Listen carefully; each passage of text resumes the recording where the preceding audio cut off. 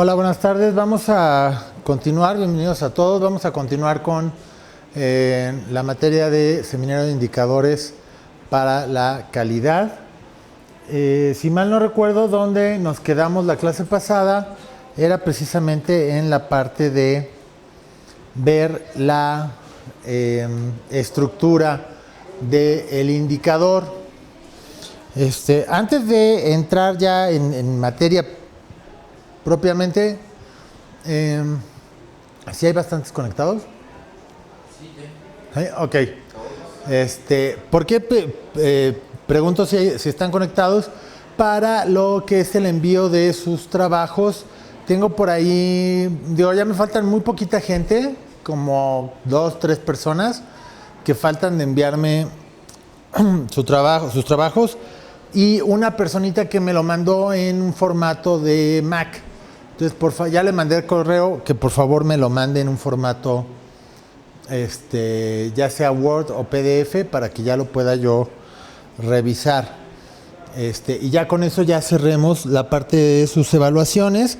Ya casi todos ya les mandé un correíto con su evaluación. Entonces, ya nada más me faltaría esas personitas que por favor manden su trabajo para yo ya poder cerrar calificaciones del grupo. Bueno, entonces vamos a continuar. Algo bien importante que quiero que observen es la estructura del indicador. ¿Por qué hago tanto hincapié en esto? En algunos trabajos que me presentaron, me presentaban indicadores, más bien estadísticas como si fueran indicadores, cuando realmente no lo son, porque no tienen esta estructura de comparación de dos cantidades. Cuando yo agarro y pongo, por ejemplo, pacientes atendidos o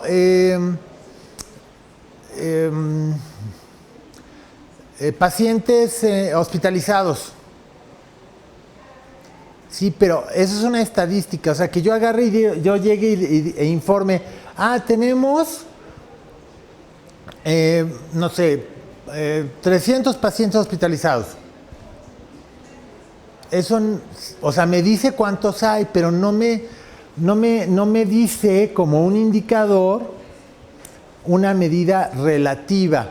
Esos pacientes que están hospitalizados, ¿con respecto a qué? O sea, ¿a qué me refiero? 300 pacientes hospitalizados con respecto a la capacidad total. Entonces 300 entre 1000. Entonces ya me dice, tenemos un nivel de hospitalización de 30%. Todavía tenemos un 70% de capacidad instalada disponible, por ejemplo, ¿no? Pacientes atendidos, ¿con respecto a qué? A la meta, o pacientes atendidos con respecto a los que llegaron a solicitar atención. Entonces, por ejemplo, podría ser pacientes atendidos, ¿no? Que fueran 1000 o 100 pacientes, pues 100 pacientes atendidos. Pero resulta que ese día llegaron a pedir servicio 500 pacientes solicitando. Y este es mi indicador de nivel de atención. ¿Sí? Entonces lo que yo estoy viendo aquí es que solamente esto por 100, y me dice que yo atiendo el 20% de lo solicitado. 100 entre 500 por 100. Entonces, ya estoy teniendo un indicador. Todos los indicadores siempre deben de manejar una estructura, ¿sí? En donde debo de comparar dos cifras. ¿Por qué lo voy a pasar a 100? Porque funciona mejor a la hora de visualizarlo en mi cabeza. En mi cabeza funcionan mejor 20% que 0.20 o que un quinto. Hay gente que sí le funciona un quinto, pero hay gente que se pierde, ¿no? 3/4 y ya no saben qué onda. Entonces, funcionan mejor los porcentajes para representar precisamente las proporciones. Entonces, esta es la estructura básica del indicador, en donde en el numerador lo que voy a poner es el resultado de la medición y debajo en el denominador voy a poner, en este caso, por ejemplo, la meta establecida para la variable. Entonces estoy comparando el resultado obtenido versus la meta y eso lo divido por 100. En este caso es un indicador de efectividad que me está diciendo qué tan bueno soy o en qué porcentaje alcancé la meta. Un ejemplo, y así con lo que estamos viviendo actualmente.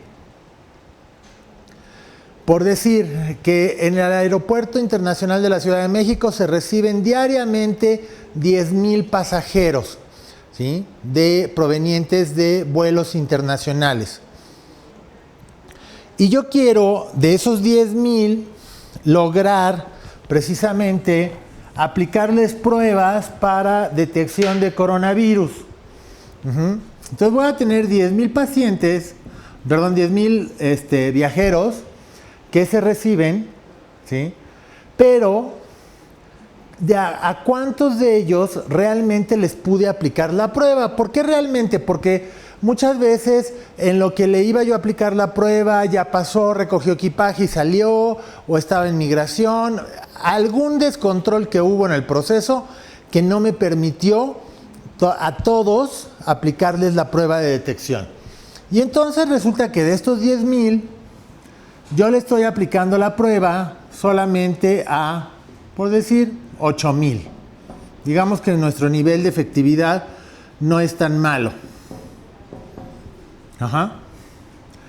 Entonces, todo esto por 100 es igual a un 80% de efectividad. Aquí también habría que ver en el indicador, cuando yo establezco los indicadores, no solamente hago esto, sino que también establezco una serie de parámetros para la aceptación o negación del resultado. ¿Esto a qué me refiero? ¿Este 80% es bueno o es malo? Habrá gente que me diga, es que es muy bueno, porque lograste captar al 80% de 10,000 personas en un inmueble de gran tamaño y con un gran flujo. Ok, puede ser que sí, pero ¿cuánto es la meta? ¿Cuántos son los parámetros para aceptar o no ese 80%? Y entonces vamos a hablar de la semaforización, en donde yo voy a poner tal cual verde, amarillo, rojo, y entonces a lo mejor en verde voy a estar si estoy en rangos del 100 al 90%. Si tengo del 89 al 80%, estoy en amarillo. Y si tengo del 79% o menos, estoy en rojo. Entonces ya con esto, ya tengo completo mi indicador para poder tomar decisiones. Resulta que estoy en amarillo. Sí, mi proceso ha funcionado, pero hay detalles que yo tengo que cubrir de ese proceso para poder cumplir con un nivel mejor, ser más eficiente en la entrega de mis resultados. Entonces probablemente pongo los puntos de control a la salida del avión, no sé, o sea, los voy a ubicar de tal forma que capte yo a la persona y le pueda hacer la prueba. De esa forma generar una mayor confianza en la recepción de personas que provienen del extranjero, ¿sí? Entonces, con eso, pues, hasta cierto punto podríamos estar conteniendo la enfermedad. O sea, vean cómo los indicadores me van a dar información también para este tipo de situaciones. Esto es bien, bien importante. Entonces, por ejemplo, se presentaron 6 nuevos casos. Pero si no lo contextualizo, si no lo vuelvo un indicador, ¿sí?, entonces no me dice gran cosa. Si yo agarro y digo, se presentaron 6 nuevos casos por día, cuando se esperaba que se presentaran 3. Entonces quiere decir que mi meta era menor. En este caso, se están presentando más casos de lo esperado. Toma decisiones. Oye, ¿sabes qué? El indicador me dice que la replicación, el nivel de contagio es 50%, 150%. ¿Qué tengo que hacer? ¿No? O sea, ya me va a empezar a dar más información para tomar decisiones, los indicadores. Entonces, por ejemplo, indicadores netamente de calidad, Número de quejas, pacientes atendidos por 100. Oye, atendí 1000 pacientes y de ahí se quejaron 800, entonces quiere decir que tienes un nivel de quejas de 80%, pues tu servicio no está siendo bueno. Tengo 2 quejas, atendí a 1000, ¿no? 0.2%. El servicio es mejorable, pero estoy teniendo un alto nivel de efectividad. Quiere decir que el proceso está cumpliendo con las expectativas del cliente. De 1000, solamente 2 se quejaron. Y habría que ver exactamente en qué se quejaron, ¿no? Para ver si eso es susceptible de mejora o simplemente son, muchas veces hay una cosa que se llama clientes pirata, ¿sí? Clientes que van y con su objetivo en la vida es destrozar el proceso. O sea, van a ver cómo, pero yo tengo que echar a perder esto. Algo tiene que salir mal. Ajá. Si es uno de esos clientes o un paciente de ese tipo, yo ya lo puedo contextualizar y decir, ¿sabes qué? Mi proceso está funcionando bien. ¿Cómo? Porque mi indicador me lo está diciendo. ¿Sí? Entonces, quiero que quede bien claro que esta es la estructura de un indicador. ¿Sí? Todos los indicadores que vamos a estar viendo tienen esa estructura. La parte de beneficios ya la habíamos visto y nos quedamos ya en ver exactamente los indicadores y ver en qué parte del proceso se está generando la información y para qué me sirven en la toma de decisiones.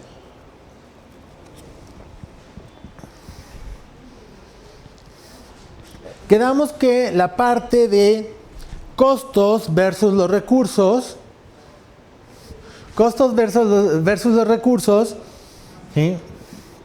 Estábamos viendo que van a ser indicadores de economía.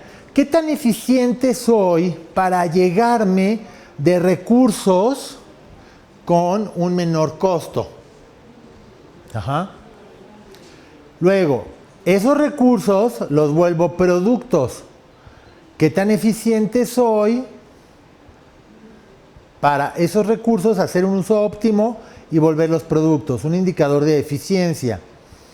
Ese producto tiene que cumplir o proporcionar una serie de resultados que ya los está esperando el usuario. El usuario tiene expectativas generadas con respecto al producto o servicio en cuanto a su uso. Y entonces estamos hablando de un indicador de eficacia. Acá abajo les pongo los 2 indicadores de calidad. Uno es relación al nivel de servicio. El producto, qué tan usable y cómo proporciona el servicio para el cual fue creado, nivel de servicio. Y el otro propiamente es el nivel de satisfacción. Otra vez, ese producto, ¿qué tanto cubre las expectativas generadas por el usuario? Entonces vamos a tener estos dos indicadores de calidad.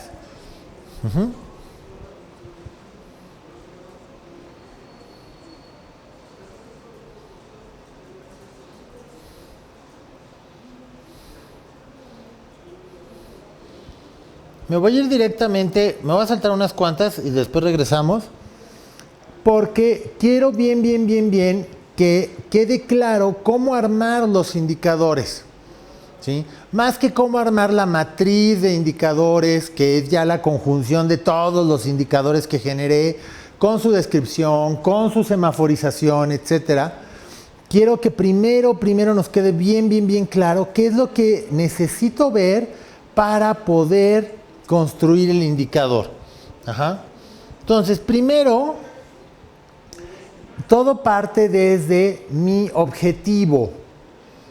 ¿Se acuerdan que vimos la metodología SMART para generar objetivos? Entonces, todo va a partir de qué tan claro tengo mi objetivo. ¿Qué tan específico fui a la hora de desarrollar, a la hora de redactar el objetivo? Esto es bien importante porque un objetivo que está bien desarrollado prácticamente me va a facilitar la generación del indicador. O sea, voy a detectar muy claramente cuáles son los factores relevantes, qué es lo que quiero medir. Y entonces, el objetivo deben de ser claros y precisos. Y de ahí los indicadores también serán claros y precisos. ¿Sí? Si el objetivo está claro, el indicador por lo tanto lo va a hacer. Muchas veces se dan casos en donde no planteo de forma clara el objetivo y por lo tanto el indicador tampoco lo va a hacer. Un ejemplo, implementar el sistema de control de pacientes. Sistema de control de pacientes, donde se van a registrar las asistencias de los pacientes a sus citas. Entonces, implementar el sistema de control de pacientes. Ese es mi objetivo. Jamás fui claro ni específico en, oye, ese sistema de control de pacientes, ¿a qué nivel de cumplimiento tiene que estar y a qué fecha? O sea, ¿para cuándo lo quieres? ¿Sí? No estoy usando la temporalidad, ni tampoco estoy siendo específico. Resulta que llegamos en un momento en donde el sistema está implementado en un 90%. Ya es funcional, pero no en su totalidad. Y entonces, ¿cómo mido si cumplí o no cumplí con el objetivo? Porque el objetivo nada más dice implementar, pero no dice en cuánto, no dice para cuándo. ¿Cómo voy a aplicar esto?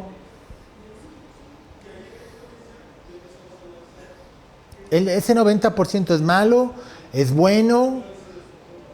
A la fecha en la que estoy haciendo la medición, ¿debería ya de estar terminado todo? No lo sé. ¿Por qué? Porque el objetivo fue poco claro.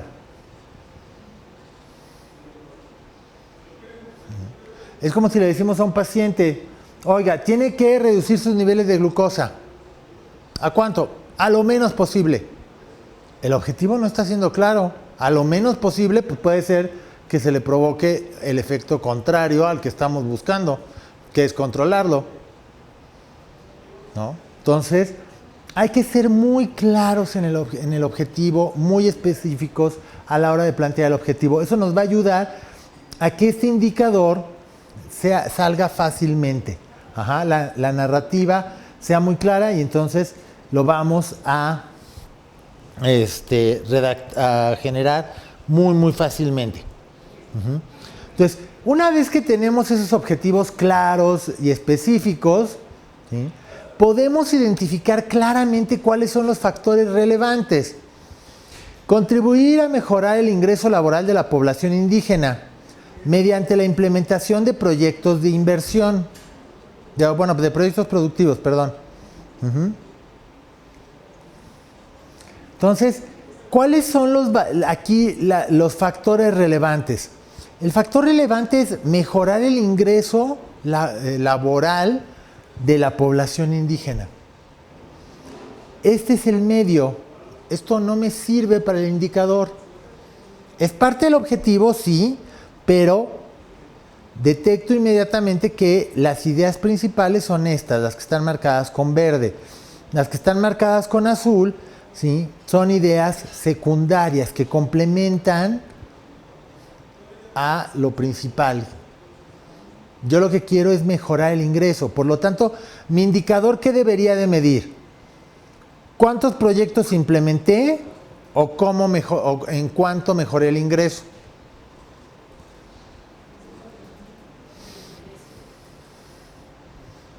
¿En cuánto mejoré el ingreso?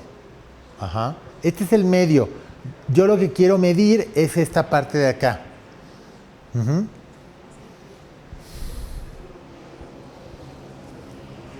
Nuevamente, revisar ahora, pero la claridad del resumen narrativo del indicador, que esté perfectamente claro qué mide el indicador para que en cuanto el lector lo vea, sepa qué información le va a dar ese indicador. Ingreso actual de la población indígena entre ingreso al año anterior de la población indígena. Todo eso por 100 y vemos qué pasa. Si aumentó, si disminuyó, si hubo una mejora o no.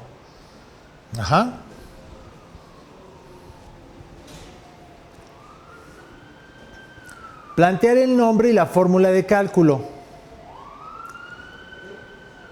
¿Cómo se va a llamar mi indicador?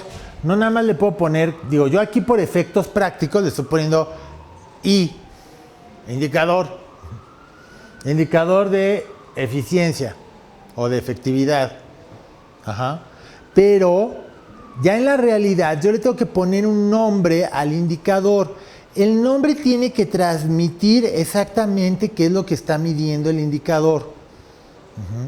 Porque de repente le ponemos nombres muy, muy complejos. Y entonces el lector no entiende qué es lo que está viendo. Si, por ejemplo, estoy midiendo el nivel de satisfacción, tal cual, nivel de satisfacción de los pacientes atendidos por día. Ahí está, es lo que mide. Pero de repente ponemos otros nombres así como, no sé, hay nombres que muy, muy, muy complejos que a veces no transmiten nada. Que de repente yo le ponga el entero menos, el indicador es la unidad menos el nivel de insatisfacción de la población atendida versus, y entonces de repente el nombre ya no me está diciendo nada, me está hablando de unidades, de insatisfacción, de etcétera. Cuando yo lo único que quiero saber es, oye, ¿la gente se fue contenta, sí o no? ¿Cuántos se fueron contentos con relación a lo que atendimos? La fórmula de cálculo. Si yo hice bien los pasos anteriores, la fórmula de cálculo va a ser muy sencilla. Y aquí apliquemos la máxima de menos es más. Menos es más. Si nos complicamos en el cálculo, nos vamos a complicar también en la obtención de la información. Entonces, fórmulas sencillas, información asequible, o sea, que yo pueda allegarme de esa información sin tanto problema, a un costo moderado o a veces ya sin costo, o sea, es información que genera mi propio proceso y entonces ya no me tengo que estar preocupando por generarla o por hacer una inversión. Y bien importante otra vez, la fórmula debe de ser fácil, debe ser adecuada y de fácil comprensión. ¿Qué es lo que estoy midiendo realmente? Tiene que ser sencilla. Y aquí les voy a poner en los siguientes estructuras de indicadores para qué es lo que quiero representar o cómo lo quiero mostrar al lector. Ajá. Entonces, bien importante, primer caso, quiero presentar un porcentaje, el indicador que hemos estado viendo hasta este momento. Voy a tener mi numerador, mi denominador por 100. Bien importante, tanto mi numerador como mi denominador tienen que manejar las mismas unidades de medida y el periodo tiene que ser el mismo. Número de solicitudes respondidas en el periodo T entre número de solicitudes recibidas en el periodo T. Misma unidad de medida, solicitudes, mismo periodo, para sacar un porcentaje. ¿Qué proporción es lo que yo atendí? Número de recetas, ¿sí?, totalmente surtidas o totalmente entregadas, ¿no?, el medicamento, para el mes de febrero entre el número total de recetas emitidas para el mes de febrero. De ahí me va a decir, oye, de la totalidad de recetas que emitiste, solamente el 70%, por decir una cantidad, se surtió al 100%. El 30% restante o le faltó uno o todo. ¿Sí? En este tipo de indicador yo lo que quiero alcanzar es un nivel de eficiencia tal que yo surta siempre el 100%. Por ejemplo, esa es mi meta. Eso lo tengo que poner en mi semaforización. ¿Sí? Cuando ese indicador baje, ¿sí?, por ejemplo, que estoy surtiendo al 70%, entonces 70%, resulta que ya estoy en rojo, ¿sí?, detona una serie de acciones para garantizar el abasto de medicamentos. ¿Por qué? Porque no estoy abasteciendo con la suficiente cantidad a mis farmacias para que a su vez se los entreguen a los pacientes. ¿Sí? ¿Está claro esta estructura? Esto es para sacar un porcentaje.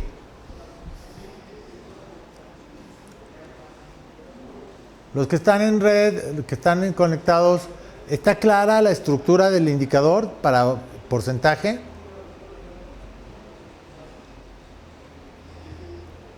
Sí.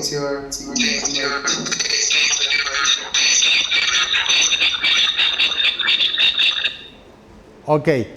Algo que quiero resaltarles es que de los indicadores que vimos anteriormente de eficacia, economía, eficiencia, etcétera, no quiere decir que sea otra clasificación diferente. De hecho, voy a tener indicadores de economía que sean indicadores de porcentaje.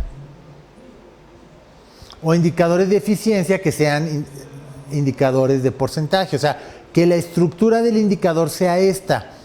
Esto no es un tipo de indicador, esto es una estructura del indicador para obtener un cierto resultado. ¿Sí? No es el tipo de indicador. Tipos de indicadores son economía, eficacia, eficiencia, calidad. Ajá.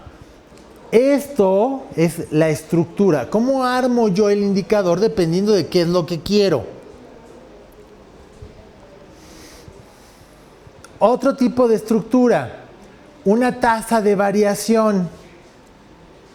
Quiero saber si cierta variable está aumentando o disminuyendo, ¿sí?, a lo largo del tiempo.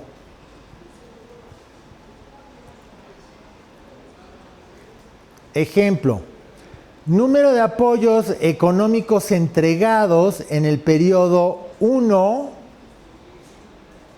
entre el número de apoyos económicos entregados en el periodo 1 menos K.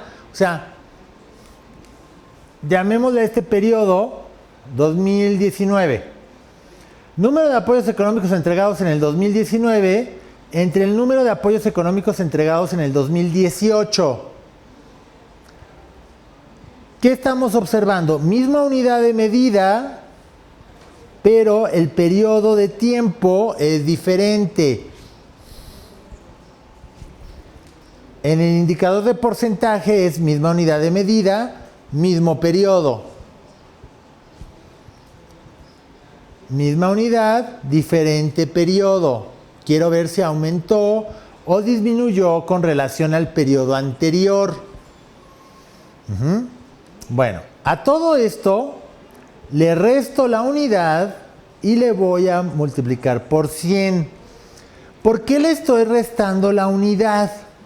Porque yo lo que quiero ver es cuánto aumentó o disminuyó.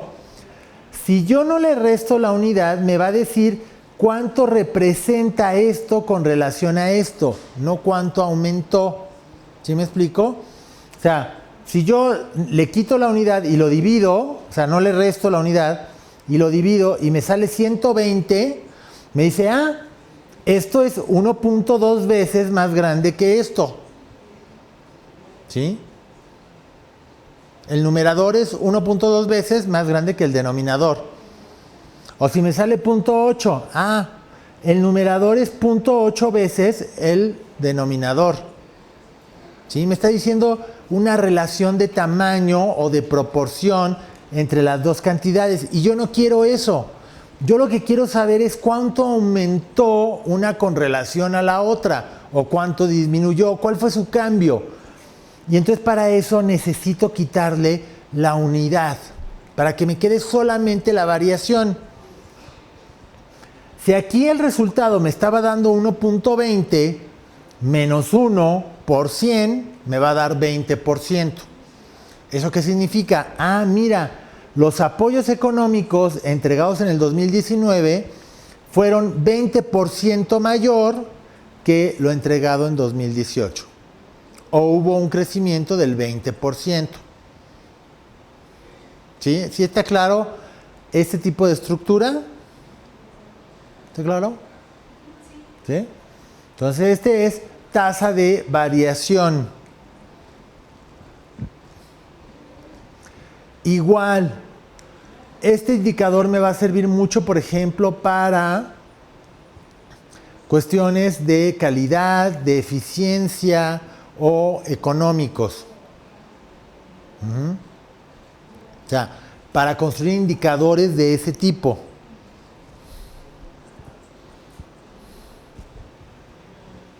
Razón o promedio. Este tipo de estructura me sirve muy bien para indicadores de eficiencia.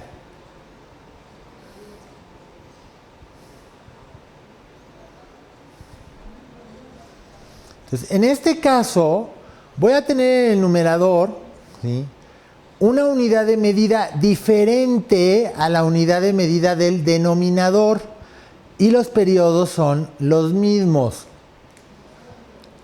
Monto en inversión gastado en el 2019 entre número de escuelas beneficiadas en el 2019.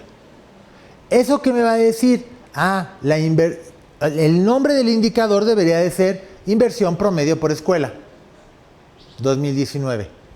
Y eso me va a decir precisamente del total que yo invertí en promedio, cuánto se destinó a cada escuela. En promedio, habrá escuelas que hayan recibido más, habrá escuelas que hayan recibido menos. Pero en promedio, esta es la cantidad. Entonces, este tipo de estructura se presta muy bien para indicadores de eficiencia, en donde yo lo que tengo es producto versus recursos, dos unidades de medida diferentes. Zapatos producidos entre la mano de obra utilizada.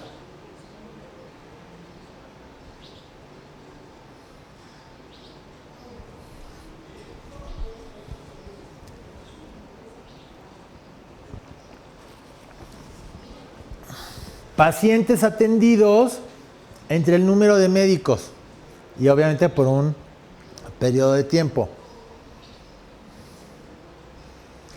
Pacientes hospitalizados o atendidos entre el número de personal de enfermería en servicio.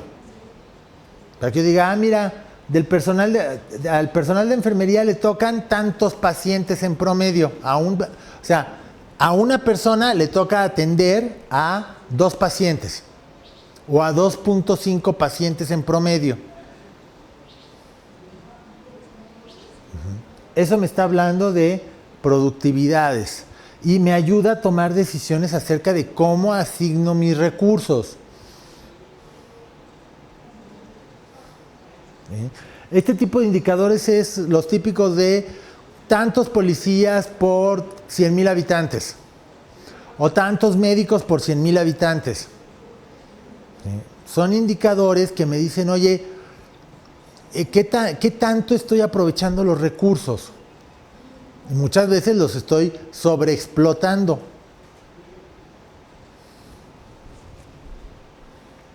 Porque puede ser que haya parámetros internacionales que me digan, oye, un médico no puede atender más de tantas personas. Y yo de repente estoy, por médico, 100 personas.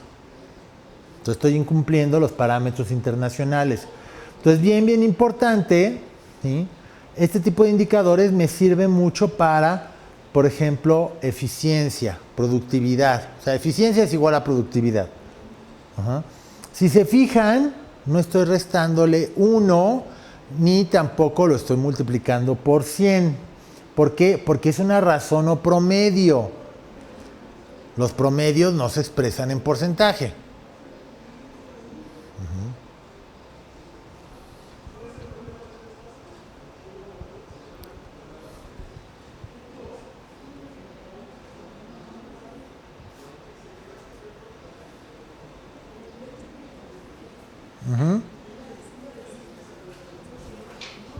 ¿Dudas hasta aquí?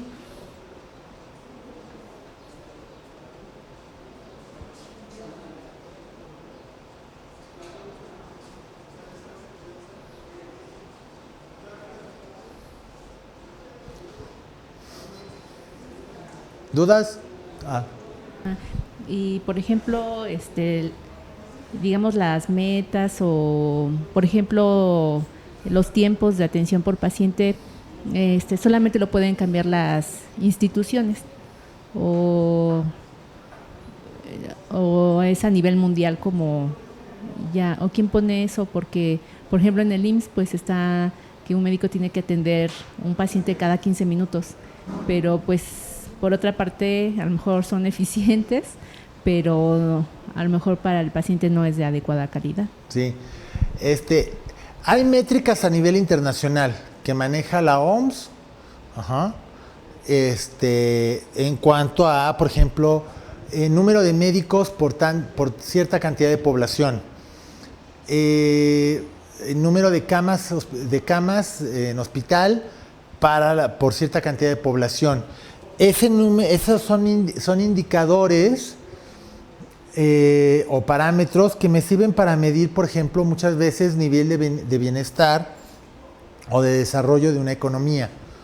¿Sí? O sea, economías con mayores niveles de bienestar me están dando, por ejemplo, mayor número de camas por cada X número de habitantes. O sea, la atención hospitalaria en teoría sería más desahogada. Un mayor número de médicos por cada X número de habitantes. En México, lamentablemente, no cumplimos muchas veces con esos parámetros a nivel internacional.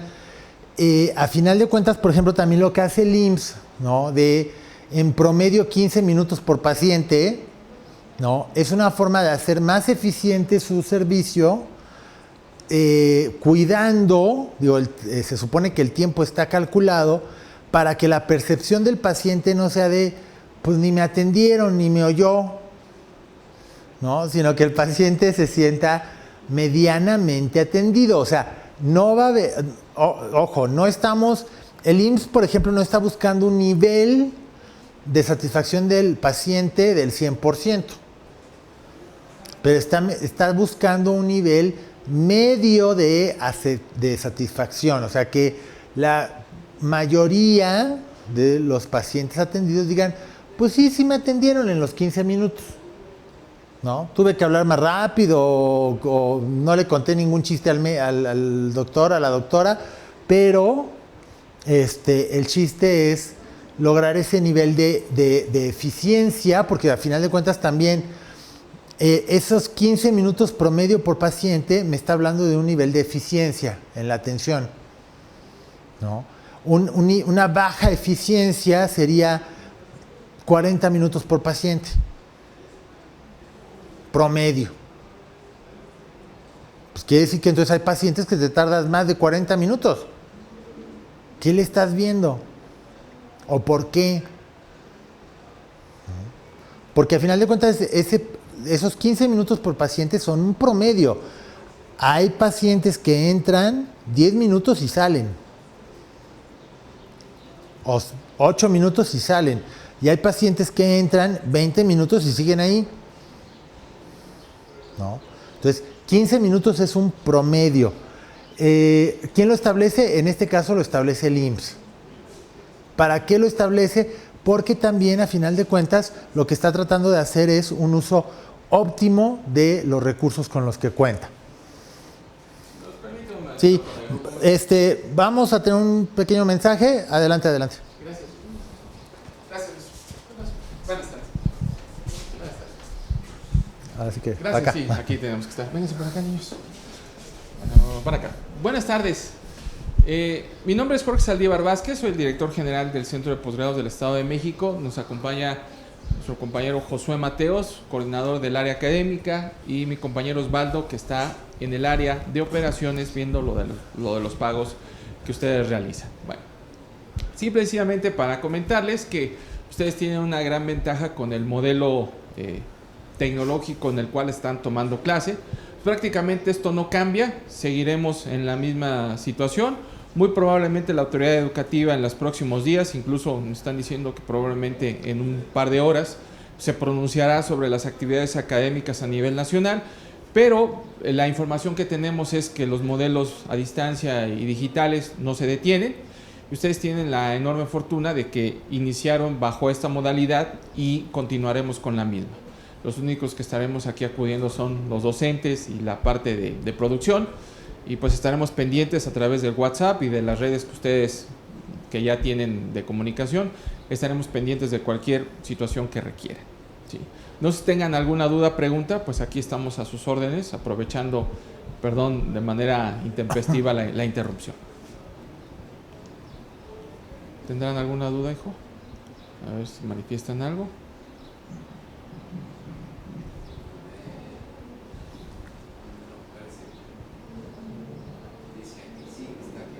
Ninguna, gracias. Gracias, mucho gusto. Gracias por la información.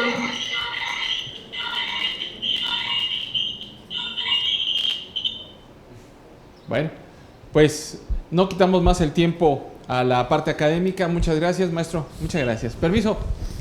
Adelante.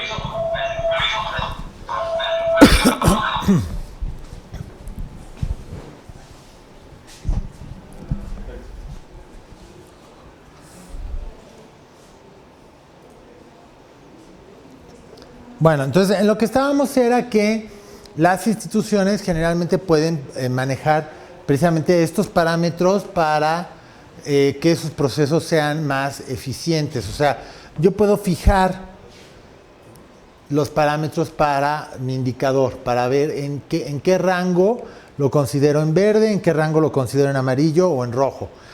Un ejemplo, si en el caso del IMSS, ¿no?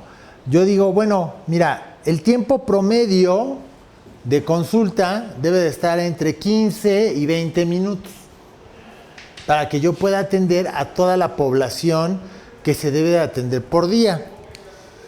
Y estamos en verde. Pero si se va arriba de 21 minutos a media hora o de tal cual, o inclusive de 21 minutos para arriba, ya estoy en rojo. O puede ser que yo diga, de 21 a 30 minutos estoy en amarillo. Entonces, tengo que tomar acciones correctivas para reencauzar y otra vez tener estos niveles de atención. Y todo el rezago, porque se va a empezar a generar un rezago de gente, atenderla, o sea, generar una estrategia para atenderla. Pero si resulta que me tardo más de 30 minutos en atender a la población, ¿sí?, yo tengo que generar toda una serie de acciones ahora, ¿sí?, correctivas, pero verdaderamente de impacto, porque mi proceso está totalmente descontrolado. Tengo que revisar exactamente a fondo qué fue lo que planeé, cómo planeé las actividades, si los médicos contratados son lo suficientes para atender a la población, o si a lo mejor la población se me incrementó y yo no me di cuenta. Nunca llevé un control de cuánto era el número de pacientes que estaban incrementándose, por ejemplo, en una cierta clínica o en una unidad de medicina familiar. Y ya cuando me percato, resulta que en vez de tener 2,000 expedientes, tengo 5,000. Y por eso tengo ese descontrol en el proceso. Todo esto me lo van a ir dando los indicadores. Ajá. Periodicidad. ¿Qué tan frecuentemente lo mido? Depende. ¿Para qué quiero la información? ¿Qué tan importante es? ¿Cuál debe de ser mi capacidad de respuesta? En este caso ahorita, por ejemplo, del coronavirus, necesito indicadores diarios para ver cuál es mi capacidad de respuesta, para tomar decisiones inmediatas. Porque si yo dijera, no, vamos a tener indicadores mensuales y con base en ello tomamos la decisión. De aquí a un mes, capaz de que ya tienes 100,000. Y entonces ya las decisiones ya ni siquiera las vas a poder tomar porque ya no cuentas con los recursos para hacer frente a esa situación. Entonces mejor, oye, lo vamos a medir diario. ¿Para qué? Para tomar la decisión diario y tratar precisamente de que no se nos salga de las manos. Entonces, ahorita la gran mayoría de los países del mundo pues, están tomando información diaria. Inclusive algunos hacen cortes intradía. Para ver, oye, de tal a tal hora, ¿qué pasó? De tal a tal hora, ¿qué pasó? Inmediatamente tomar decisiones correctivas. ¿Por qué? Porque si no se me va a salir de las manos y dado que es una enfermedad infecciosa, pues de repente de 20 casos ya tengo 50 y luego de 50 ya tengo 200, ¿no? Se multiplica. Entonces necesito la información diaria. Algo más bien importante y que no sé si se han percatado en el caso del gobierno federal, que de repente nos podemos quejar y todo, pero que son acciones que se deben de tomar. El gobierno federal mandó una instrucción que solamente el subsecretario de Salud es el único autorizado para dar información. Esto es bien importante cuando hablamos de indicadores porque resulta que, pues sí, el indicador de cierto objetivo lo lleva la Secretaría de Hacienda. Pero como también Secretaría de Gobernación tiene acceso a ese indicador, Secretaría de Gobernación empieza a publicar cómo va el avance con ese indicador. Pero si hubo un error, nadie se hace responsable. Nos equivocamos en la cifra y entonces nadie se hace responsable de si ese indicador que se informó era correcto o no. Entonces, aquí es bien importante que ustedes también, si están a cargo de unidades que manejen indicadores, ¿sí?, se nombra un responsable o un solo canal para informar los resultados. No voy a estar, no lo va a dar Juan, luego María, luego Lupita, no. un solo responsable y un solo canal. Te lo voy a mandar a lo mejor los viernes a las 10 de la noche vía correo electrónico. Punto. No, pero es que mándamelo en corto, vía WhatsApp, llámame por teléfono y me das el indicador. No. Siempre tengan mucho cuidado en ese aspecto. Es información bien delicada la que se maneja en los indicadores, y un pequeño error puede distorsionar o puede tirar un trabajo de años inclusive. Ya dejen ustedes de meses, de años de estar precisamente construyendo confianza alrededor de estos números. Entonces, bien importante, una sola persona y un solo canal. Entonces, que no nos parezca raro que de repente el gobierno federal diga toda la información de cierta contingencia solamente con esta persona. ¿Para qué? Para evitar precisamente que haya desinformación, que de repente haya más información circulando de la que debería de haber, ¿no? Entonces, esto pasa lo mismo con los indicadores. Entonces, bien importante nombrar un responsable. Si ustedes son los responsables del área, capacitar al personal del área. ¿Capacitar en qué? Capacitarlo en bases de datos, análisis de datos, programación, en algún lenguaje, en el que quieran, en el que use la institución. ¿Por qué? Porque con el tiempo los datos se van a ir haciendo cada vez más. Y más, y más. Y entonces, la simple hojita de Excel ya no va a ser suficiente para administrar los datos. ¿Qué va a pasar no, jefe, ya se trabó el Excel? O lo tuve que resetear y lo último que hicimos no se grabó. ¿Por qué? Porque Excel ya no está siendo eficiente y eficaz en el manejo de esa información. Probablemente necesitamos migrar a un sistema más robusto, ¿sí? A una solución más robusta, como puede ser un Access o ya de plano un SQL, o migrar inclusive a otras soluciones mucho más robustas para el manejo de la información. Entonces, bien importante que ustedes, si los que estén a cargo de este tipo de áreas, estén verificando ese tipo de cuestiones. ¿Sí? Ok, bueno, vamos a continuar con la parte de indicadores. Viene otra forma de clasificarlos, ¿sí? De acuerdo al desempeño del indicador. Y entonces aquí yo les pongo, ¿sí? Ámbito de desempeño, si son de acuerdo a efectos, resultados, productos, procesos o insumos. Y entonces, ¿cuál es el objetivo que debería de estar cumpliendo el indicador?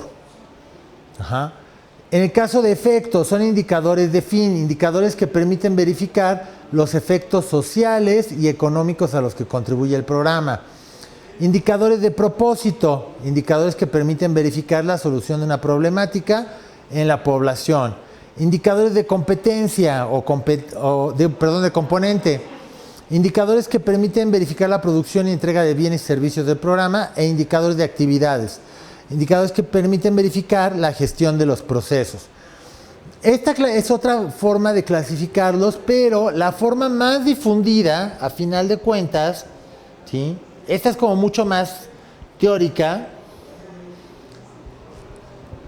La forma más difundida de clasificar a los indicadores y de estarlos manejando va a ser esta.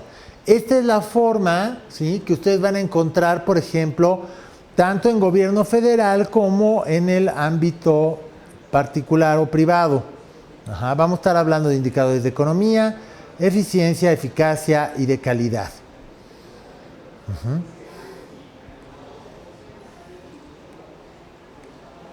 Entonces, ejemplos de estos indicadores.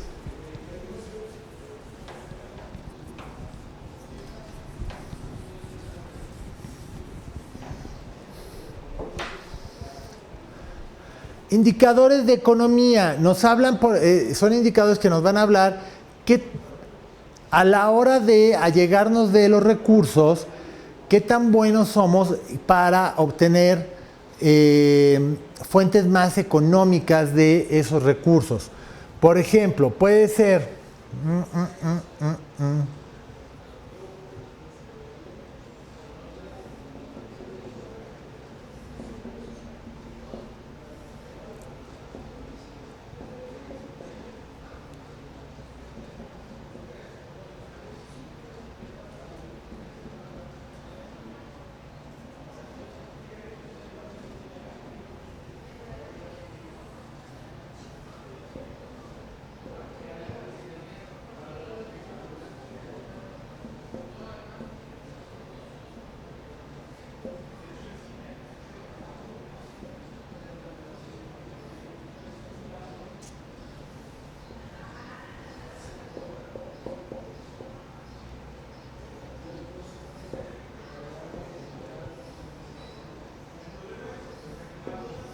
Un indicador de economía.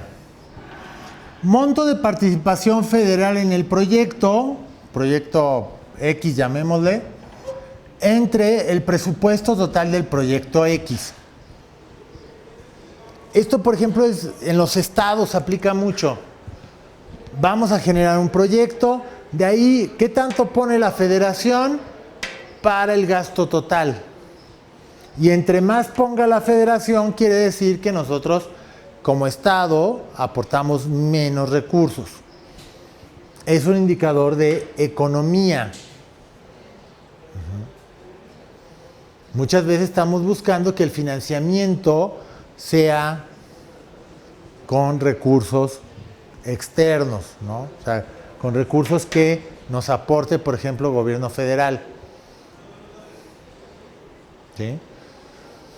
Cuando buscamos a la mejor, por ejemplo, construir un hospital, pero no queremos gastar tanto dinero, entonces, ¿qué tanto van a aportar iniciativa privada, gobierno federal y, por ejemplo, también igual si es un hospital estatal, el gobierno del estado?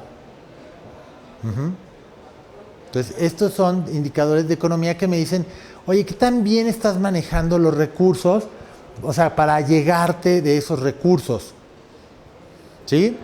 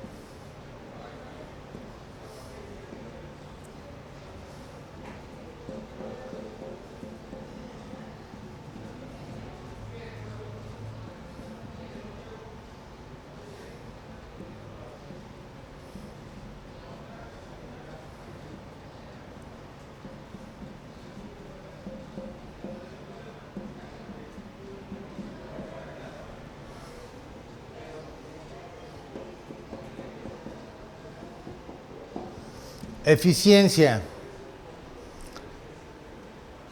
Número de expedientes revisados en el día entre el número de personal revisando expedientes por día. Este lo puedo multiplicar por 100 o lo puedo dejar sin multiplicar por 100 y me daría un promedio. Por 100 me da un nivel de productividad. Si no lo multiplico, me da un promedio y me dice, mira, en promedio, cada persona revisa tantos expedientes.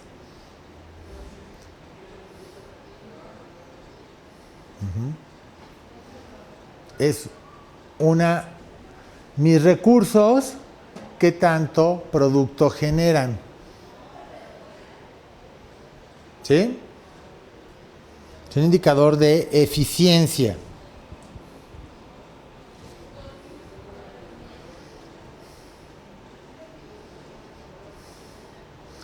Indicador de eficacia.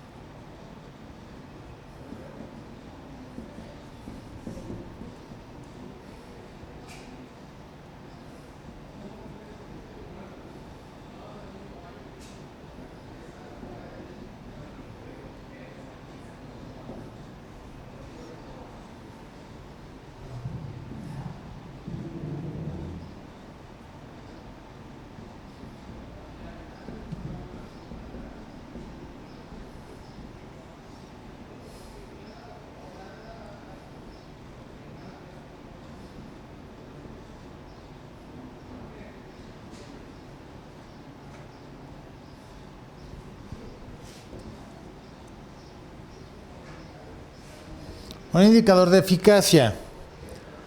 Número de vacunas contra influenza aplicadas en el mes de febrero entre número de vacunas contra influenza por aplicar en el mes de febrero 2019. Todo eso por 100. Esto me va a decir, oye, ¿qué tanto estás cumpliendo tu meta? Eficacia.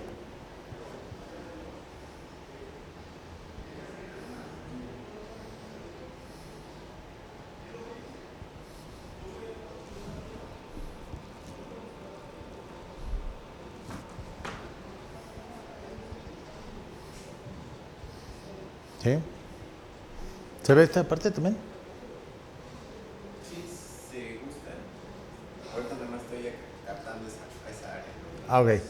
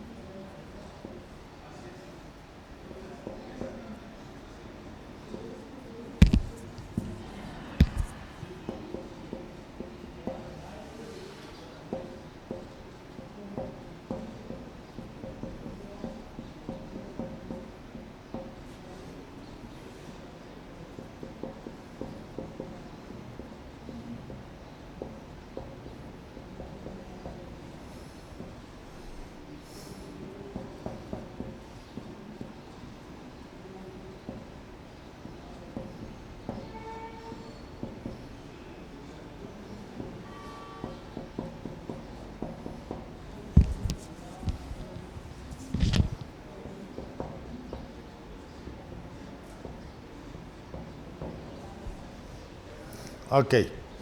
A ver, los otros ejemplos. Nivel de servicio. Tiempo de atención por paciente.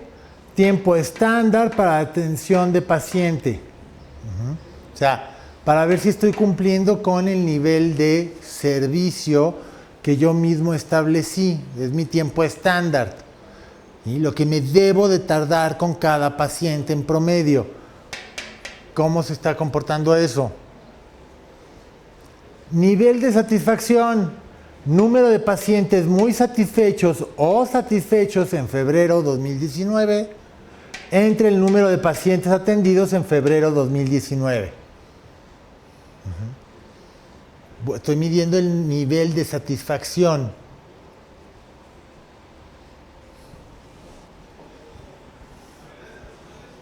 Obviamente aquí para conseguir la información, pues lo voy a hacer a través de una encuesta.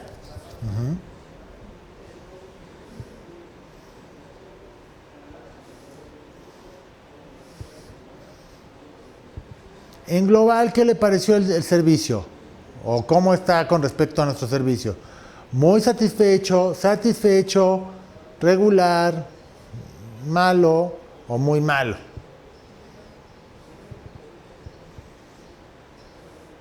Entonces, de acuerdo a los que me hayan clasificado como muy satisfechos o satisfechos, pues entonces esa medición la tomo, la divido entre el número de pacientes atendidos y obtengo un nivel de satisfacción con relación a la población total.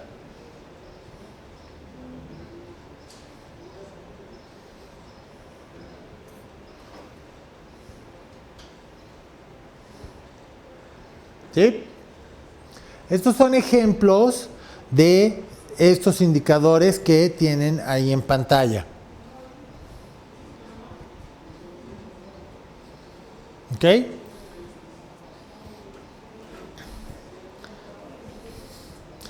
Bueno, vamos a hacer un pequeño receso de 20 minutos y regresamos a la 1:35. ¿Sí? Por favor. Ok, gracias. Gracias. Gracias. Gracias.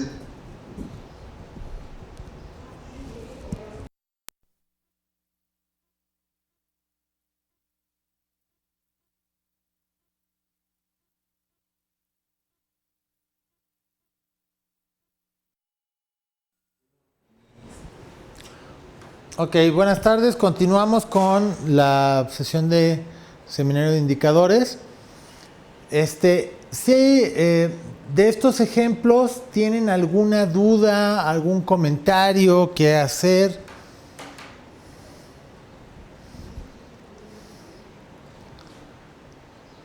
¿Les queda perfectamente claro? O sea, ustedes pueden armar un indicador.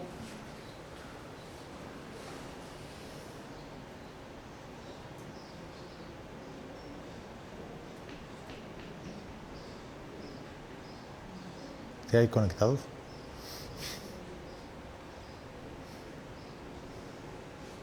Acá, Noemí. ¿Sí? ¿Segura? Digo, esto es como en todo, o sea, probablemente muchos de ustedes no tienen intervención o lo único que hacen es generar información para alimentar indicadores.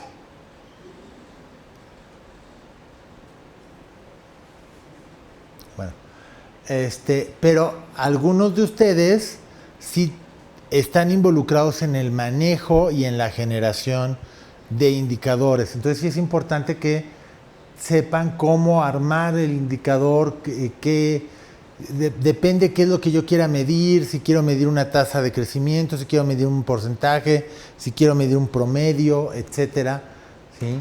Si quiero medir calidad, si quiero medir eficiencia, ¿sí? Toda esa parte. Y obviamente esto es con la práctica. O sea, no es de que saliendo de aquí ya se van a poner a hacer 5,000 indicadores fácilmente. Es práctica, práctica, práctica.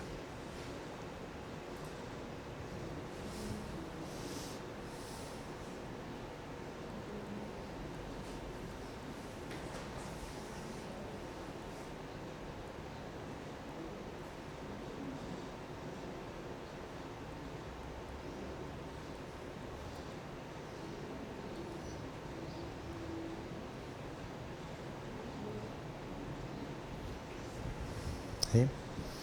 Ok, entonces, ¿seguros? ¿No hay dudas? ¿Algún comentario o algo?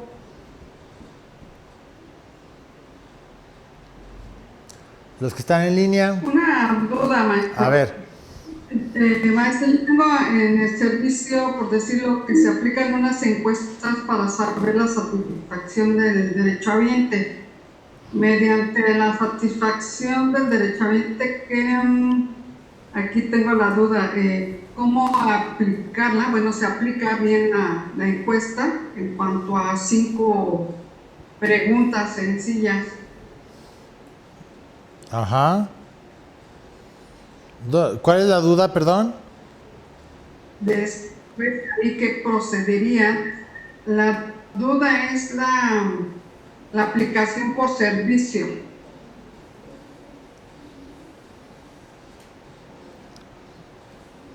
O sea, aplicar la encuesta por cada uno de los servicios. Es como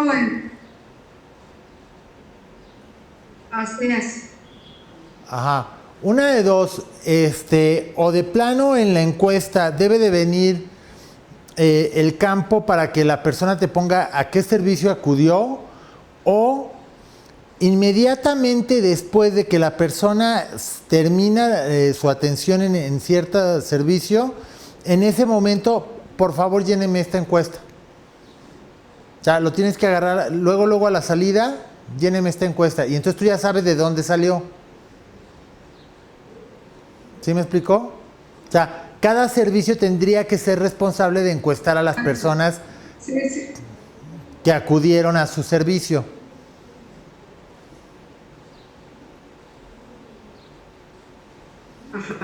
Sí, o sea, por ejemplo, Ahí se elaboraría una encuesta. Sí.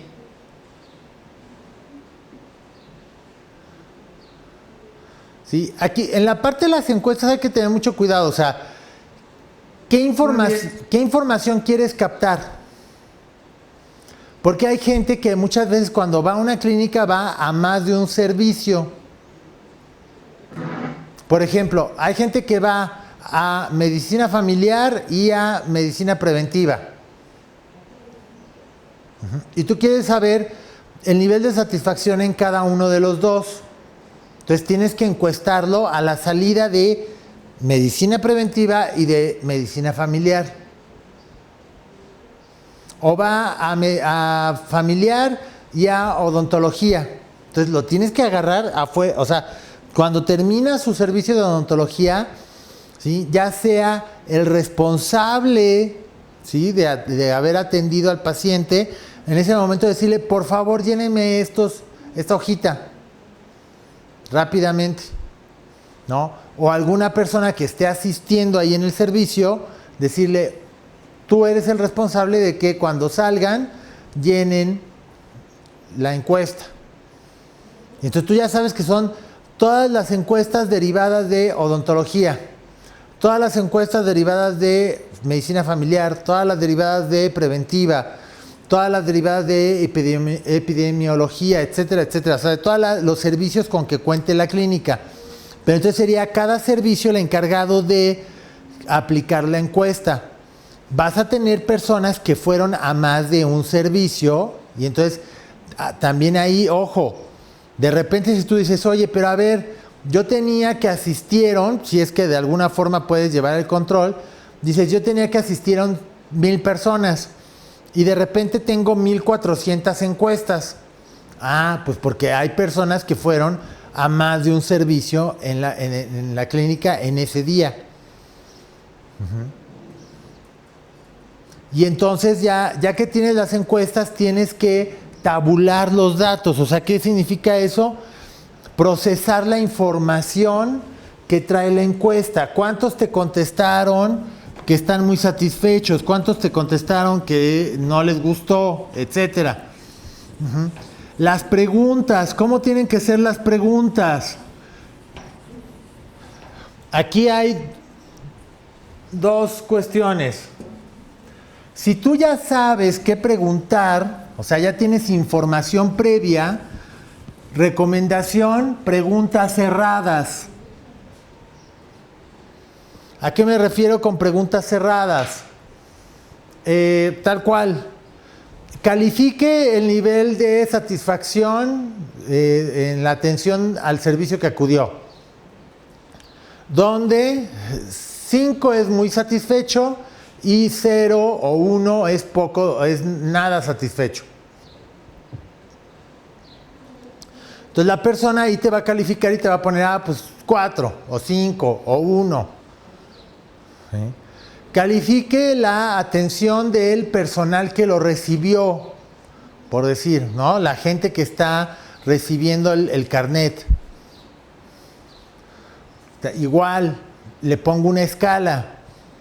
Califique, ¿sí?, la actitud del personal ya que lo atendió en el ámbito médico, digamos, o en el ámbito ya al servicio al que iba. Por ejemplo, si iba a odontología, pues calificar a la persona que lo estuvo atendiendo ahí, ya sea odontóloga o odontólogo, ¿no? Cómo lo atendió. Y entonces ya le pones igual una escala. No dejes preguntas abiertas. las preguntas abiertas tienen que ser sumamente limitadas. ¿Por qué? Porque las preguntas abiertas son muy difíciles de poder tabular, porque la respuesta va a ser muy variada. Yo aplico preguntas abiertas cuando no sé lo que voy a preguntar, o sea, no conozco a mi población o a la muestra que tengo, y entonces quiero sacar información para ver qué le pregunto. Entonces aplico preguntas abiertas para yo allegarme de información. Pero lo mejor es preguntas cerradas, ya sea con escalas o con opciones, opción A, B, C, D. De esa forma son mucho más fáciles de clasificar y de tabular. Y en este caso, cada servicio tendría que ser responsable de aplicar la encuesta.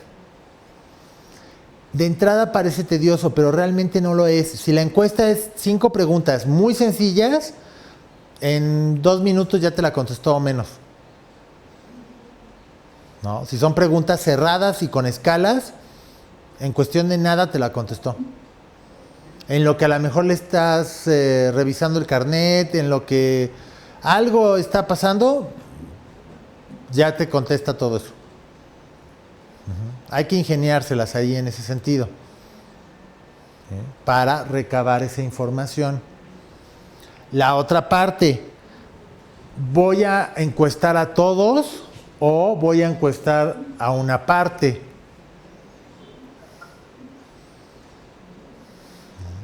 Si voy a encuestar a una parte, ¿sí? Tengo que hacer lo que se llama un muestreo. Y entonces yo tengo que ver qué tipo de muestreo es el que sería el más útil. ¿Sí? Pregunta yo, compañera, ya que sí quedó aclarada tu duda. Sí, maestro, sí. Ya lo fui analizando en cuestión en práctica, porque ese es el detalle, llevarlo a cabo más práctico. Sí, tiene que ser algo muy sencillo. A lo mejor inclusive 5 preguntas puede ser que sean muchas. A lo mejor 3. Sí, con 3. Sí, estaba pensando en eso. Sí, porque generalmente a la gente nos molesta, o sea, siempre tenemos esa sensación de urgencia, de andar corriendo. Entonces, contésteme un cuestionario, ¿no? O una encuesta. ¿Y cuántas preguntas son? Ya cuando oyes 5, ya de repente dices, ay. Si oyes 3, yo creo que te las contestan. Y si son 3 rápidas, con más razón, ¿no? Entonces, hay que tener ahí... de esas 5 preguntas que tienes, selecciona las que consideres más importantes para llegarte de información. Ok, entonces, vamos a seguir con la parte de muestreo, ¿sí? A lo mejor no tengo que encuestar a todos, sino simplemente a una parte de la población, lo cual también pues, me va a agilizar el proceso, va a bajar mis costos y también mis tiempos. Voy a tener dos tipos. Gracias, maestro. Gracias a ti. Voy a tener 2 tipos de muestreo: el método probabilístico y el no probabilístico. En el probabilístico, como su nombre lo indica, hay una probabilidad asociada para que cada elemento sea seleccionado. Cada elemento tiene una probabilidad de ser seleccionado. En el muestreo no probabilístico no hay probabilidad asociada. Ahorita lo vamos a checar exactamente. ¿Sí? Voy a tener en el probabilístico muestreo aleatorio simple, sistemático, estratificado por conglomerado de áreas y el polietípico. Ya vamos a ver cada uno de esos.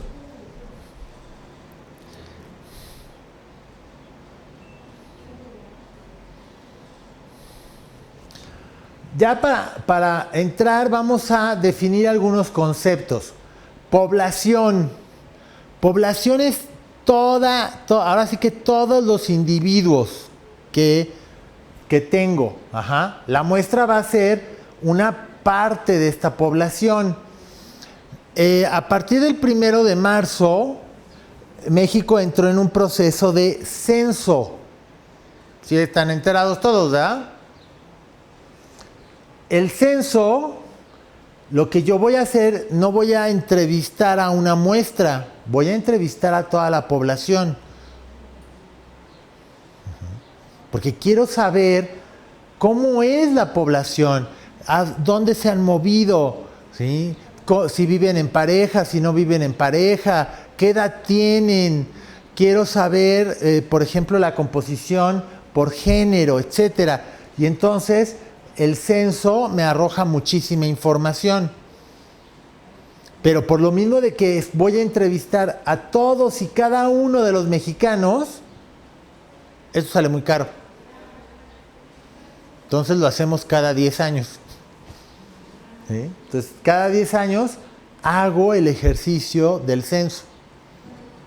Una muestra la puedo hacer periodos más cortos de tiempo. Ajá.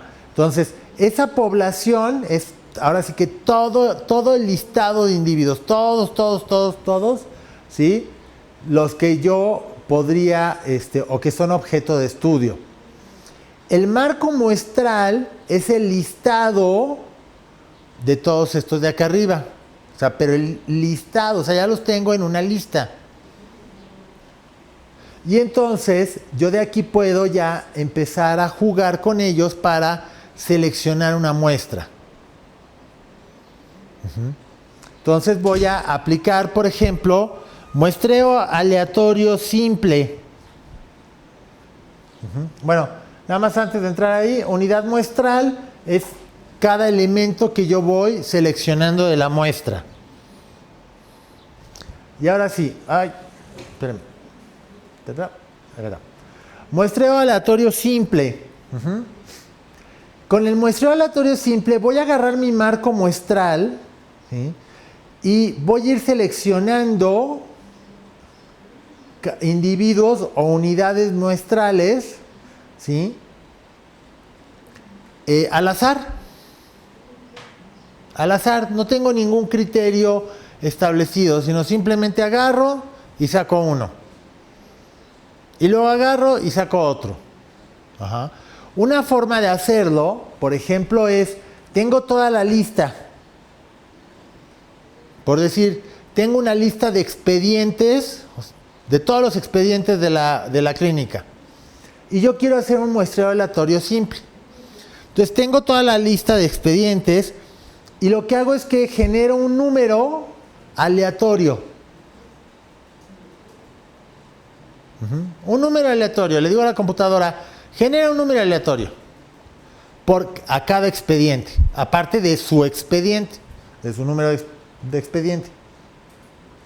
Pero este número aleatorio precisamente es eso, que fue generado completamente al azar. Y luego yo agarro y le digo a Excel, de estos números aleatorios, jala todos los que terminen en 9. Como el número fue generado de manera aleatoria, esos que yo jalo, ¿sí? Aunque, a pesar de que yo diga, los seleccioné todos los de 9, sí, pero el 9 se les asignó al azar. No hubo ningún criterio para, es que los que empezaban con A se les asignó el 9, los que empezaban con B el 10 y así. Sino fue totalmente al azar. Ajá. Y entonces voy a tener muestreo donde tienen la idéntica probabilidad de ser seleccionados. ¿Sí? Cada elemento tiene la misma probabilidad de ser seleccionado. ¿Sí? Es cuando hago un reemplazo. Ajá.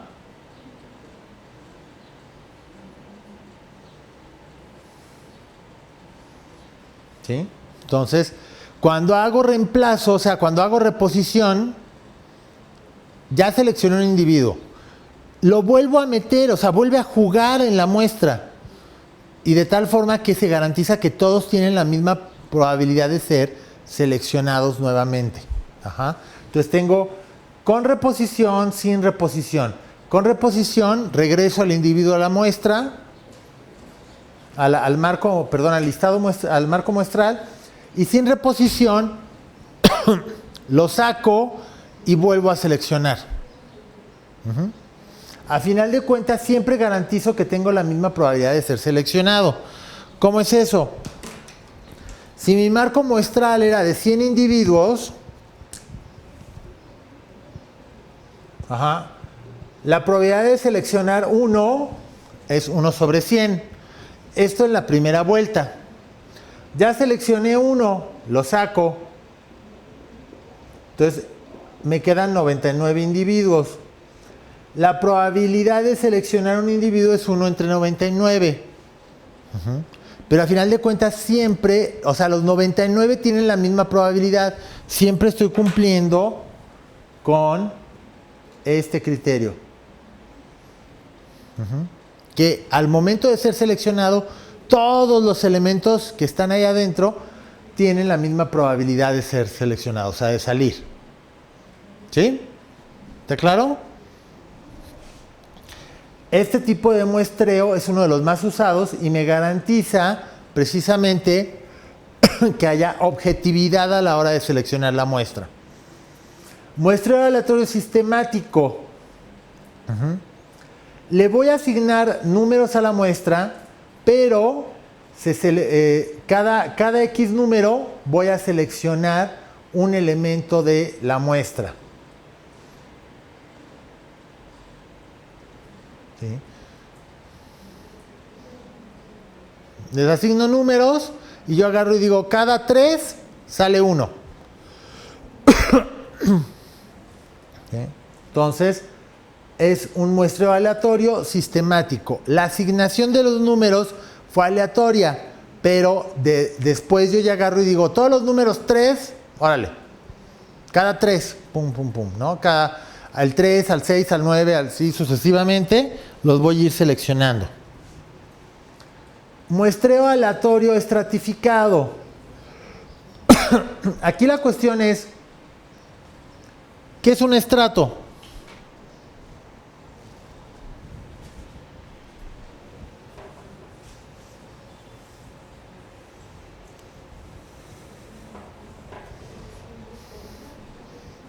Los estratos son grupos que tienen la particularidad de que no tienen ninguna jerarquía entre ellos. Cada grupo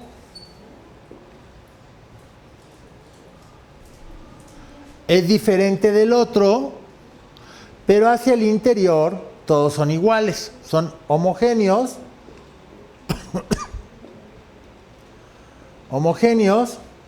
pero heterogéneos hacia el exterior. Entonces, todos los que están aquí son iguales, todos los que están acá son iguales, todos los que están acá son iguales. ¿Qué es lo que yo voy a hacer? Voy a hacer pequeñas muestras por cada grupo. De tal forma que en mi muestra voy a tener como pequeños grupitos otra vez. O sea, mi muestra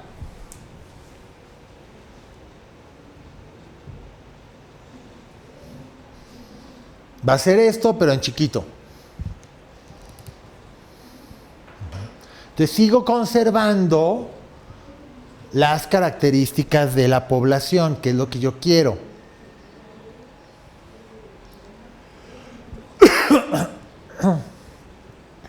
¿Sí?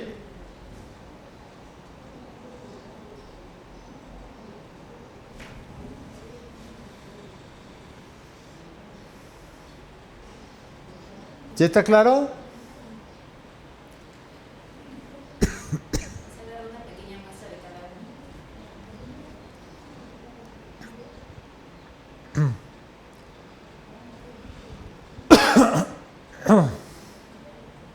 ¿Está claro los que están en línea lo que es un muestreo aleatorio estratificado?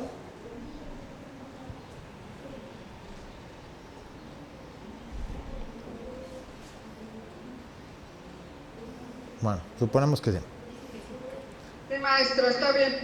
Ok, muestreo aleatorio por conglomerados. Los conglomerados, ¿sí?, lo que tienen es, a diferencia de los estratos, los conglomerados son heterogéneos hacia el interior,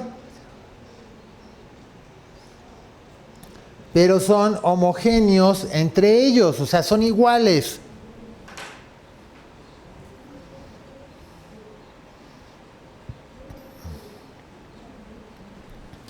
Otra vez voy a hacer pequeñas muestras de estos grupos, de los conglomerados. Y conservo esa característica de la población en donde son heterogéneos al interior. ¿Qué sucede? Hacia el interior son diferentes los elementos, pero entre uno y otro conglomerado son iguales.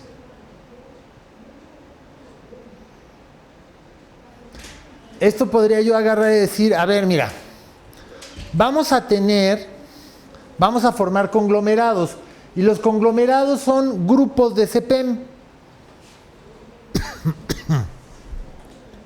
Ajá.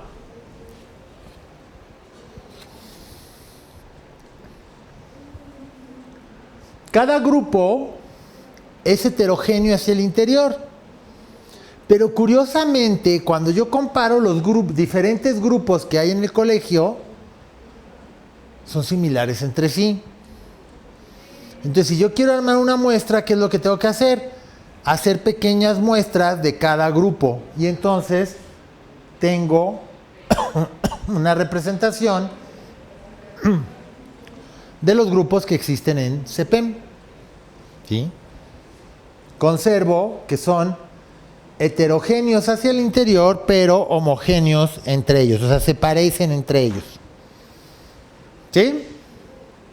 Es otro tipo de muestreo.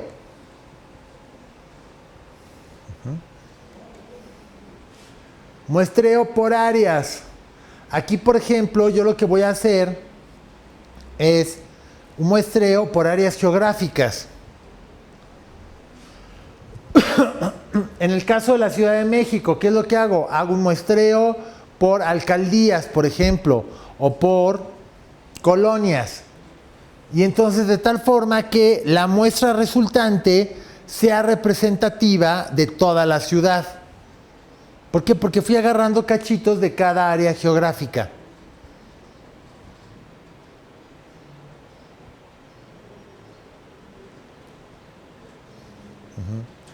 Puedo tener problemas cuando un área geográfica, ¿sí?,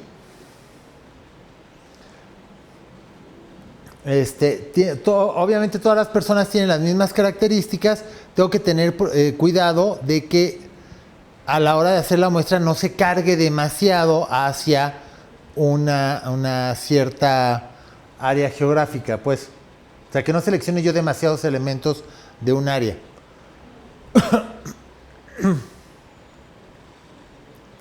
Muestreo polietápico. Aquí en esta lo que voy a hacer es un muestreo por niveles. Lo voy a hacer en etapas.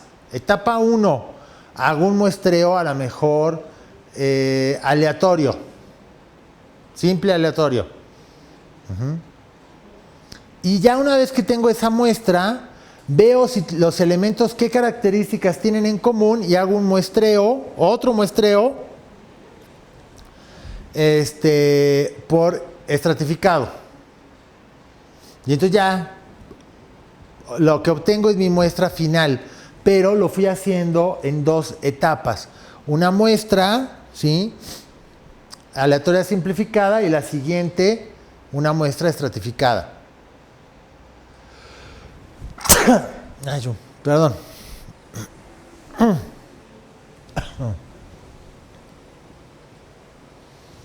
Ajá. Muestreo no probabilístico. Aquí en este muestreo, ¿sí?, no voy a aplicar la probabilidad de seleccionar de que cada miembro tenga una probabilidad de ser seleccionado. Aquí simplemente, ¿qué es lo que hago? Voy a cumplir con ciertos criterios. Entonces voy a tener, por ejemplo, muestreo por conveniencia. Me toca hacer una muestra. ¿Cuál va a ser la muestra? Pues los que vayan saliendo de la tienda. Y como los vaya agarrando. El que quiera contestar la encuesta, ese es mi elemento. Muestreo secuencial. Cada de los que van saliendo de la tienda, del supermercado, cada 3 al cuarto lo agarro y lo entrevisto. Es un muestreo secuencial. Muestreo por cuotas. Voy a hacer mi muestreo, pero yo sé que la población es 50% hombres, 50% mujeres. De entrada, así quiero que se comporte. Voy a seleccionar 50% mujeres, 50% hombres. Muestreo discrecional. Yo aplico el criterio. Voy a seleccionar a todos los que traigan pantalones de mezclilla. Y órale. Muestreo por bola de nieve. Ajá. Los individuos seleccionados reclutan a otros más. Es cuando yo agarro y les digo, mira, vamos a hacer un estudio de los efectos de cierto medicamento. Si me traes a otros 2, te doy aparte 100 pesos por cada, o por cada persona que me traigas te doy 100 pesos. Entonces, esa persona más todos los que me traigas 100 pesos. Y los que me traen, igual, 100 pesos si me traen más personas, por cada persona. Es un muestreo de bola de nieve. No hay una probabilidad relacionada en la selección. Ahora, pregunta para todos ustedes, ¿para qué me sirve el muestreo? ¿Qué estoy buscando al aplicar una técnica de muestreo?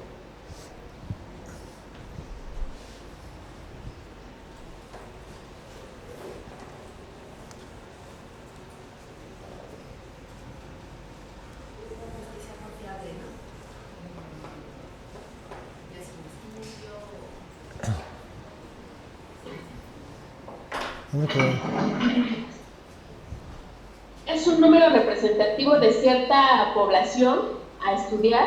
Ajá. Sí, o sea, obviamente lo que estoy buscando es que sea representativo. ¿Qué más? ¿Por qué hago muestreo? ¿Por qué no entrevisto a toda la población?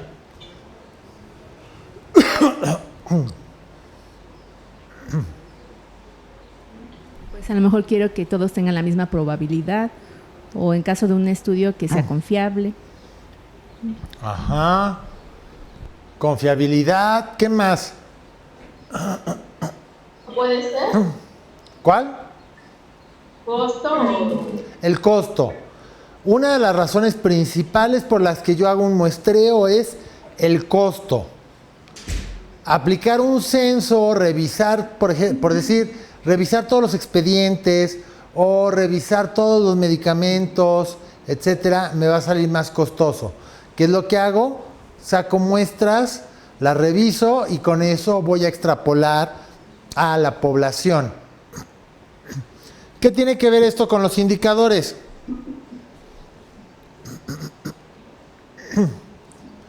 ¿Cómo lo puedo aplicar con los indicadores?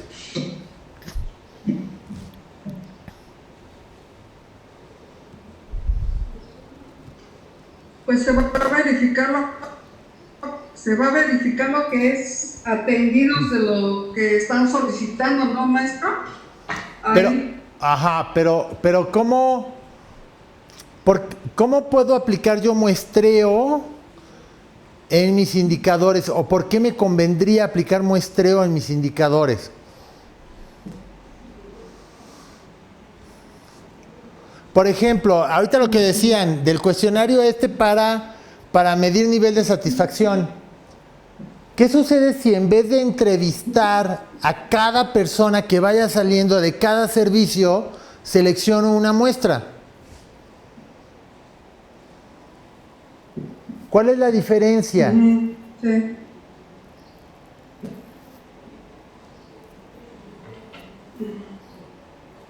Híjole.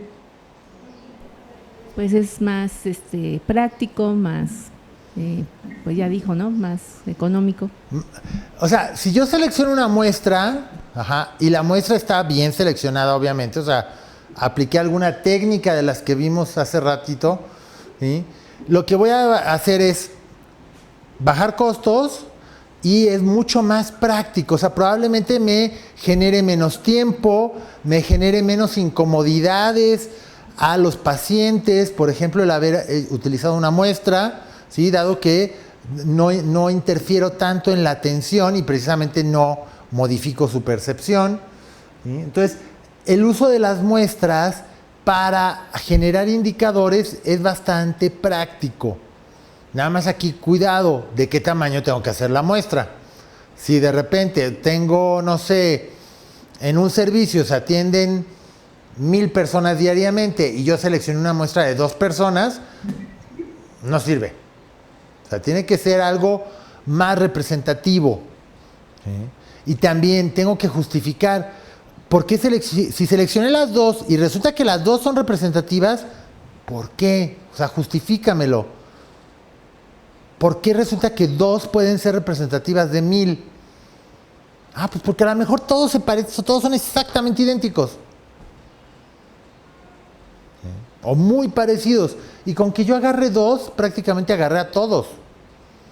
Pero para eso necesito conocer a mi población para poder hacer esa muestra. Entonces, bien importante conocer a esa población para poder hacer la muestra. ¿Sí? ¿Qué características tiene? ¿Sí? Ok. Bueno, entonces esa es la parte de muestreo. Ya vimos la parte de indicadores, cómo se generan, sus fórmulas, su estructura, etcétera. ¿Sí? Entonces, prácticamente ya con eso cubrimos todo nuestro temario. ¿Sí? Nuevamente, las personas que no hayan entregado trabajo todavía tienen chance de mandármelo. No he entregado las notas, todavía está pendiente que entregue yo las notas. Porfa, los que no han entregado, me lo pueden mandar. Obviamente, dado que ya está fuera de tiempo, pues ya no tiene la misma evaluación que los que sí entregaron a tiempo. Digo, porque se me hace injusto, a pesar de que haya habido algún inconveniente o algo. Si me lo mandaron a una cuenta de correo por error o algo así, de que es que yo pensé que era RAB, pero era RAV, lo mandé. Bueno, por favor mándenme, ¿no? el mensajito que mandaron a la cuenta errónea para que yo vea, sí lo mandó a tiempo. Nada más hay que reconsiderarlo, ya lo está mandando a la cuenta correcta.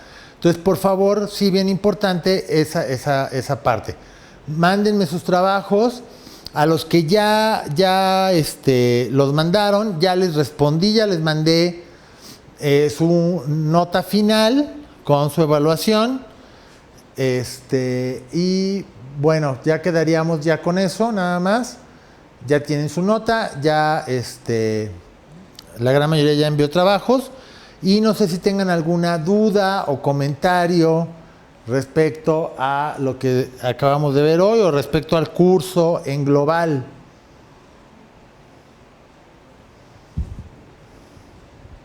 ¿Las diapositivas de hoy no las va a poder enviar? Ya se las mandé. Están en todo lo que hemos visto está en un solo archivo. Nada más que yo lo vi un poquito en un orden diferente a como viene en el archivo. Pero en el archivo también viene muestreo, viene la parte de indicadores al final, la parte de calidad al inicio.